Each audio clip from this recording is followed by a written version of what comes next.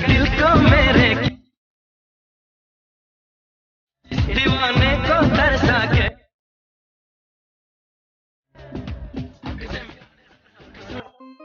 So hello दोस्तों, आप लोगों ने वीडियो के स्टार्टिंग में देख ही लिया, तो इस टाइप का स्टेटस वीडियो बनाने के लिए सिखाने वाला हूँ। एक भाई ने हमें रिक्वेस्ट किया है, तो आज मैं इसी वीडियो में मैं बताने वाला हूँ। इस तरह का स्टेटस वीडियो काफ़ी ट्रेंड में चल रहा है, तो आप लोग बने रहिए इस वीडियो में एंड तक। वीडियो को पूरा देखिए, तभी आपको समझ में आएगा। सो गाइस, इस तरह का वीडियो एडिटिंग सीखना चाहते हैं तो आप लोग बने रहिए इस वीडियो में, मैं पूरा फुल प्रोसेस बताने वाला हूं। अगर इस चैनल पे पहली बार आए हैं तो चैनल को सब्सक्राइब करके ऑल पर क्लिक कर लें, ताकि और भी आने वाला वीडियो का नोटिफिकेशन मिलता रहे। इस वीडियो का प्रीसेट डिस्क्रिप्शन में दे दिया जाएगा। तो चलिए शुरू करते हैं।